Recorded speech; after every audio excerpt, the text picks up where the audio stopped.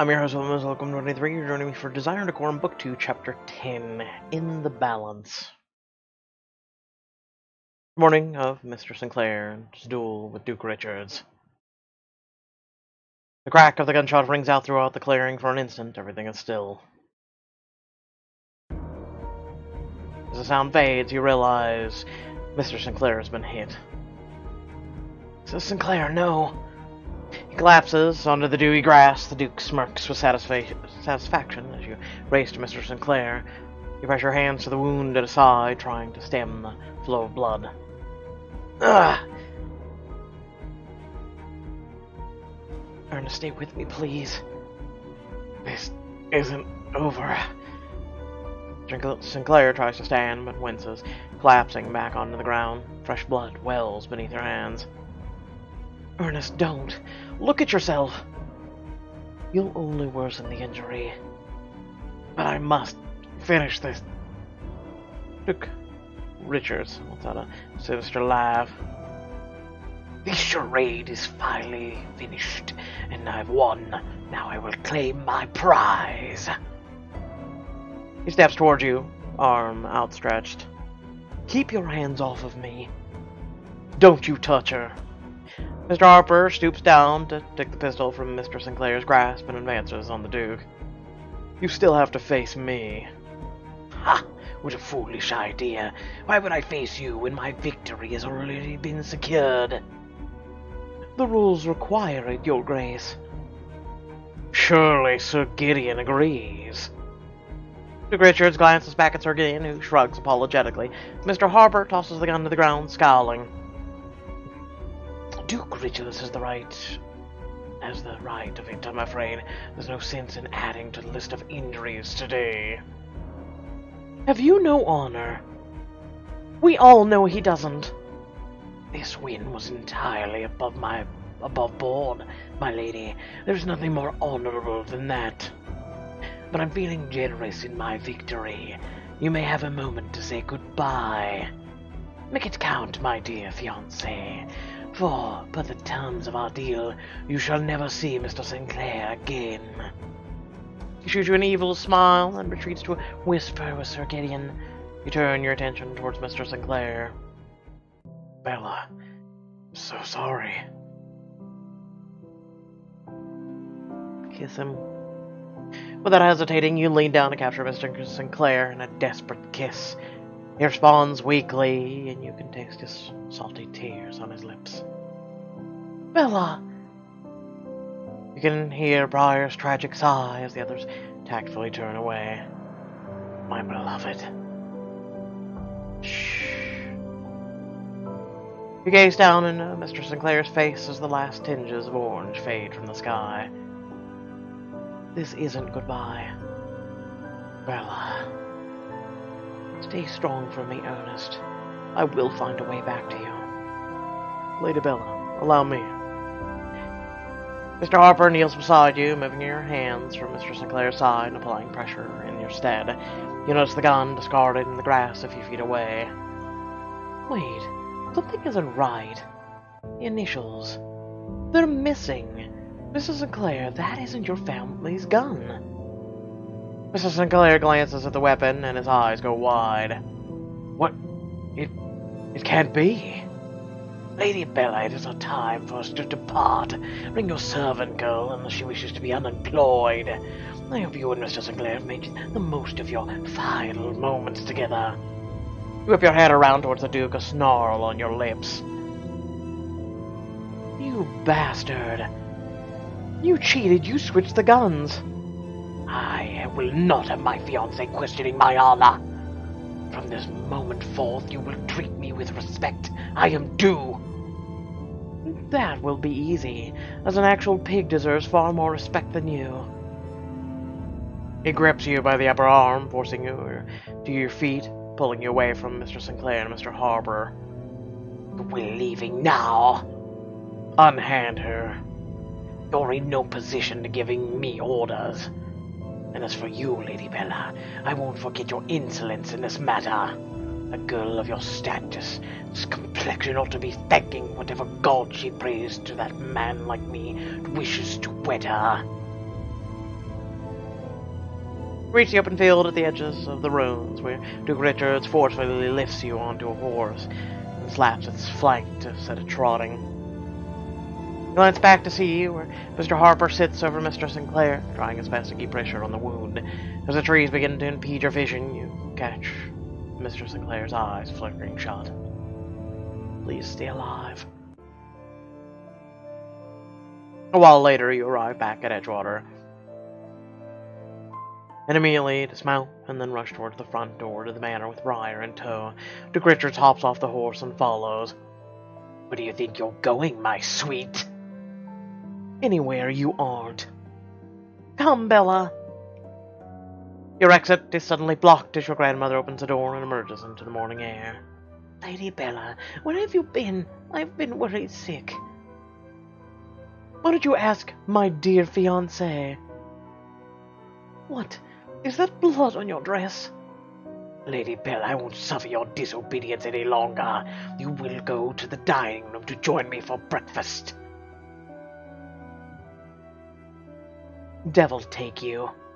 Duke Richards growls and steps towards you, but you quickly shove past your grandmother. Rushing straight to your room, where you collapse on your bed in a fit of tears, Briar follows. Oh, Briar, how could this have happened? Mr. Sinclair was just a win, and we'd be rid of the Duke forever, but now... Your shoulders shake as you sob, tears streaming down your face. Briar rubs her hand soothingly over your back. Huxley leaps onto the bed beside you and burrows himself beneath your arm. You cuddle him closer as he gently licks a tear off your cheek. Thank you, Bugsley. Presses his nose to your neck, whining softly as you let out another sob. That's right, Bella. Cry it all out. I can't even imagine how you must feel.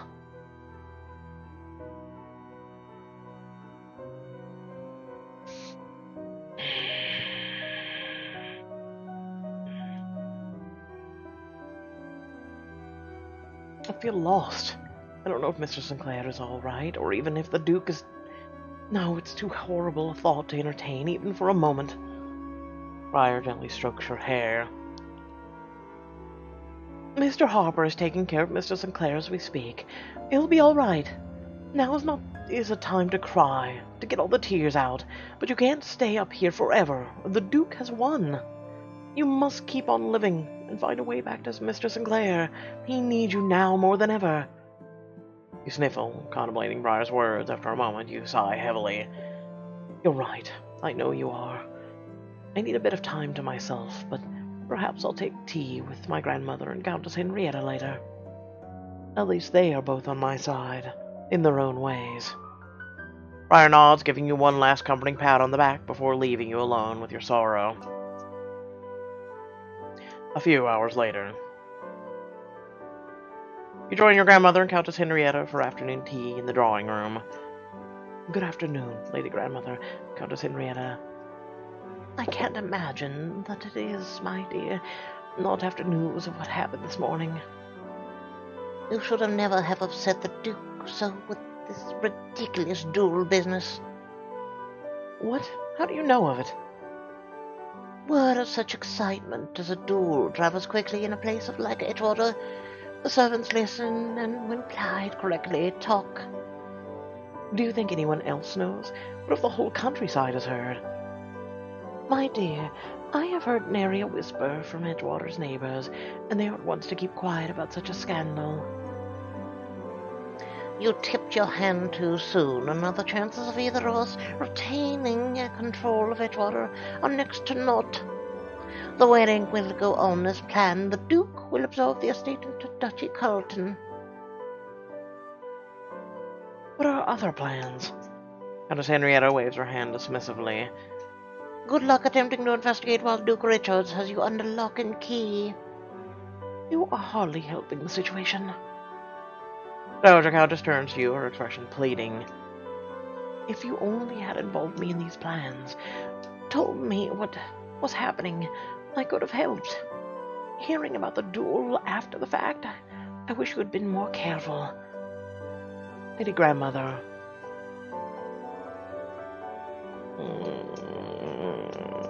I was doing what I thought was best for Edgewater. I value your counsel, but I must learn to make decisions for myself if I am to truly rule over the estate. That is a wise perspective, but you need not make such momentous decisions on your own just yet, my dear. With that, she rises from her seat on the settee. Now I must retire to my chambers and pen some letters. I don't believe anyone knows about the duel, as the Duke likely doesn't want it advertised, but best to be certain. I thank you, Lady Grandmother. Once your grandmother has departed, Countess Henrietta's carefully neutral expression sours.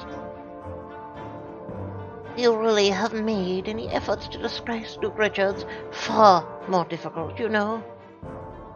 He knows how badly you want out of the engagement, and more to the point, just how far you're willing to do it. I don't believe my intentions were previously shrouded in mystery, as you seem to suggest. He'll be keeping a closer eye on you than ever, leaving all of the actual work up to me. If you're to pull your weight while you're little more than a captive, you had better keep your mouth shut and your eyes and ears open. Perhaps the Duke or Sir Gideon will let something slip. Don't worry, I will have my revenge. Duke Richards isn't getting away with this, I'll make certain of it. That evening. You have retired to your rooms when Briar knocks on the door and enters with 2 bowls of steaming food. She offers you one bowl of stew. Briar, what's all this?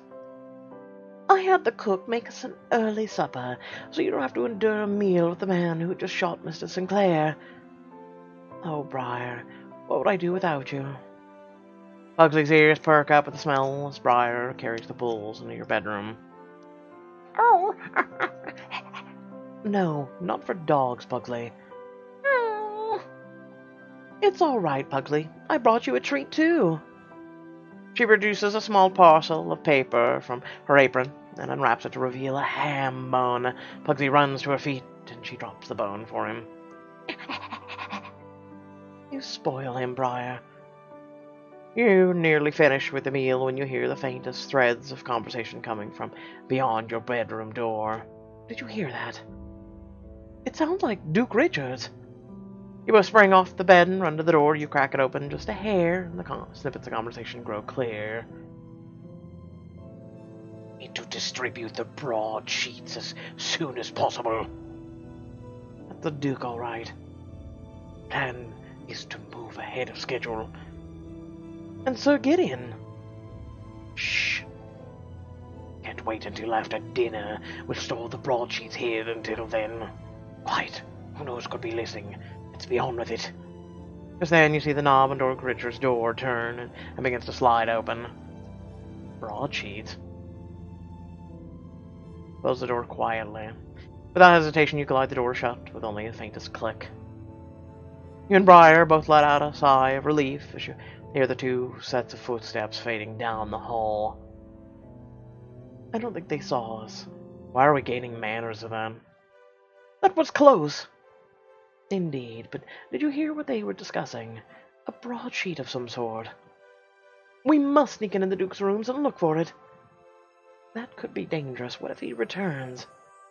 I'm certain he won't. The cook is serving the goose he shot at the hunt for dinner. He'll relish every possible moment of bragging about his skill with a gun. We have an hour and a half at least. That is plenty of time to be in and out without issue. And just think of what other interesting personal things we might discover in his private quarters. Explore Duke Richard's private quarters, blah blah blah blah blah. Why is this costing diamonds? Stay in your rooms. I don't know, Briar. If the Duke were to catch us, who knows what harm he might commit against us. After this morning, even I am not certain what terrible acts he is capable of. Perhaps you're right. The risk may be too great. Yeah, I don't care. Briar, I hesitate even to ask, but I must know, have you heard any word of Mr. Sinclair? I've been waiting to tell you until you were ready. I heard from Mr. Woods, who heard from Mr. Sinclair's housekeeper, who heard from his Briar, please. After the duel, Mr. Harper managed to get Mr. Sinclair back to Ledford Park. He's there now, but that is all I know. I must see him now. I must know he's alive. Yes, of course. I'll help you. I'll ring the bell for Mr. Woods. He can get you safely out of the manor while everyone is still seated for dinner. What about you? I'll remain behind in your bed. If anyone comes looking for you, they will think you simply turned in early. I don't know what I did to deserve such a mischievous best friend, but I am glad to have you, Briar. Say nothing of it, Bella. Minutes after Briar rings for Mr. Woods, he arrives at your door. Good evening, my lady. Miss Daly mentioned you might have need of my services. Follow me. Mr. Wood leads you through the Edgewater halls undetected, and soon you emerge safely into the nighttime air. He quickly prepares 2 horses for riding. Thank you, Mr. Woods, but you need not accompany me. Nonsense, Lady Bella. Briar would never forgive me for letting you make the journey alone. Mr. Woods gestures for you to mount your horse. Soon you both set out on the road to Ledford Park. Lady Bella, I feel such a sorrow for you after hearing about this morning. Cold comfort, though, as it may be, I have done my best to keep word of it from spreading amongst the servants. That is very kind of you. I may have overstepped, but is Miss Daly all right? She must have had quite a fright, witnessing something so terribly violent. Briar is stronger than you know, Mr. Woods. She's the one who kept me going today. I honestly don't know what I would do without her by my side. Mr. Woods smiles sadly. She never ceases to amaze me. You and Mr. Woods continue riding through the grounds of the Edgewater in silence. And soon you arrive at Ledford Park. I shall wait with the horses. Thank you, Mr. Woods, for all of this. Mr. Woods bows and you turn to approach the manor. You knock on the door, and moments later it opens to reveal Mr. Harper. Lady Bella, please come in at once. Oh, Mr. Harper, what a relief it is to see you. And you. Mr. Sinclair has been asking for you ever since you parted. Mr. Sinclair is alive? Miraculously, yes. I was able to keep him alive until Dr. Kerrigan could attend to him. The doctor assures us Mr. Sinclair will live. Can I see him? I'm certain it would do him a world of good. Come this way. Mr. Harper leads you through a door and down a hallway. Finally, he pushes on a heavy wooden door that opens to reveal Ernest. As soon as you set foot in the room, Mr. Sinclair lights up, smiling weakly. His face is wan. Ah, Bella, oh my Bella, how I have longed to see your face. You rush to his side, and Mr. Harper tactfully studies a nearby painting. Oh, Ernest. Wasn't sure if I'd ever see you again. Mr. Sinclair takes your hand in a feeble grip. Nonsense, my Bella. No matter the distance or the obstacles in my way, I will always find my way back to you. Mr. Sinclair lifts your hand to his lips, brushes them gently over your mother's ring. Already your visit has done more to heal me than any physician, and Dr. Kerrigan may have worked a miracle in saving my life. Does that make me your guardian angel? Always. Mr. Sinclair's expression turns serious, and he meekly waves Mr. Harper closer. Bella, I wish I could gaze into your eyes forever, but there's a serious matter we must discuss. Something went terribly wrong at that duel.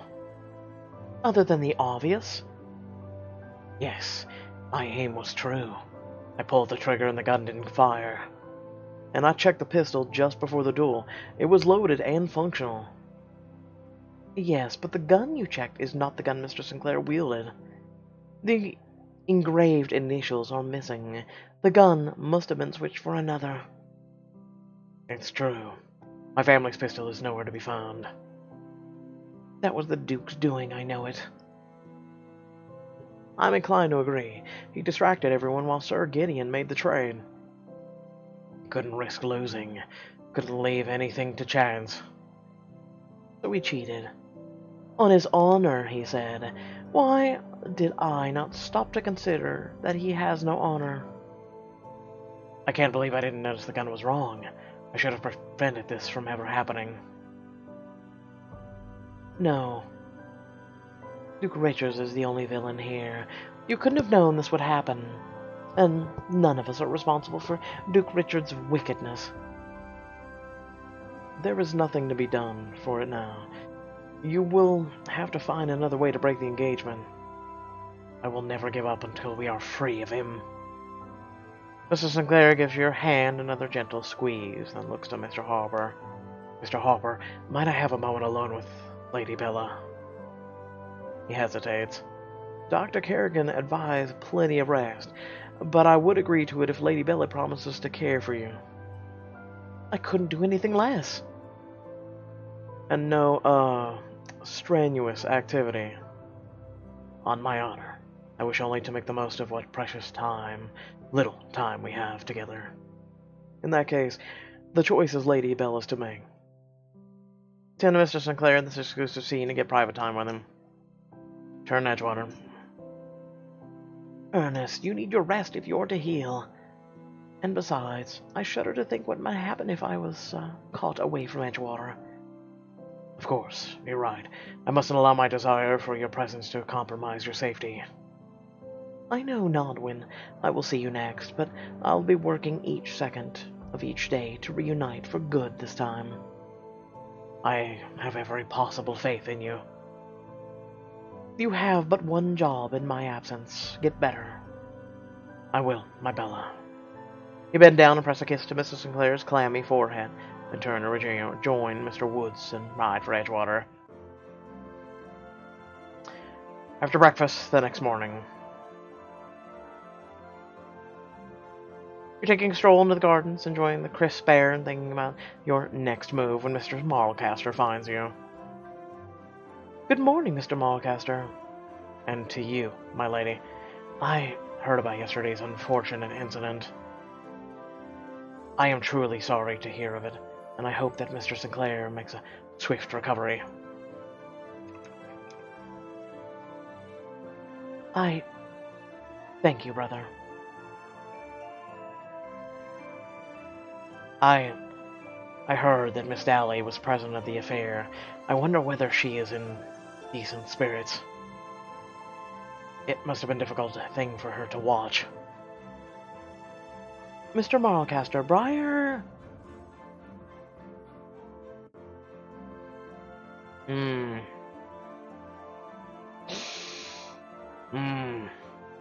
I honestly don't know.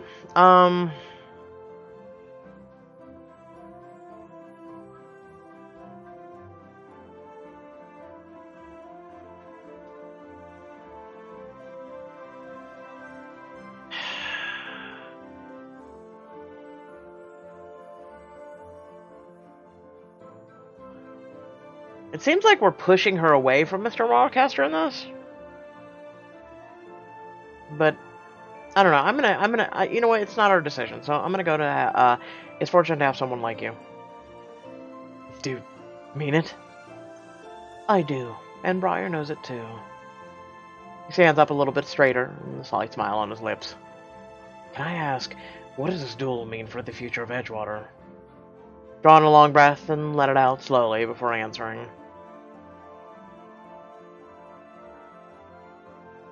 I will never let Edgewater fall to Duke Richards. If I can provide any assistance, you know where to find me. Your conversation is interrupted by the arrival of Duke Richards, who looks both annoyed and winded. Lady Bella, I've been looking for you everywhere. Your Grace. I have a mind to travel to Ledford Park, just to ensure you hadn't snuck off to see your precious Mr. Sinclair. I thought you may have forgotten that you're forbidden from seeing him ever again. Well, seeing as you found me safely within Edgewater's fences, what do you want? You've proven yourself unworthy of my trust, so I wish to inform you that I have moved up the wedding. What? We shall be wed on the 17th of June, 3 weeks from today, in fact. You can't... I'm not finished. You are to begin packing at once. We're off to Bath tomorrow, where I can keep you well supervised until we are husband and wife. We're going to Bath. Ew. You're off to Bath, where you'll be able to discover or escape the Duke's oversight in an unfamiliar city, or will you be kept under lock and key? I don't know, but I'm sure we'll find out. So without further ado, thank you all for tuning in. I appreciate it. Make sure that if you do enjoy the video, to please share it. Smack that share button, smack that like button. Hey, leave a comment, leave feedback. Things like that. It's very much welcome, especially criticism. If you guys didn't like something, let me know. I always aim to improve. Also, Metro Exodus gameplay is up on the channel, at least part 1. It's a fantastic, beautiful game that you guys should really look at. And just take a gander in it. It's story-rich. It's very chill and mellow at times. It's fun at other times. And it's just a very beautiful, beautiful game. And pretty much everybody who has watched me play it said it is a very beautiful game. And it's one of many, many awesome things to come to this channel and for the future of this community. So please, check it out. And without further ado, thanks for tuning in, and I will catch you all in the next video. Peace.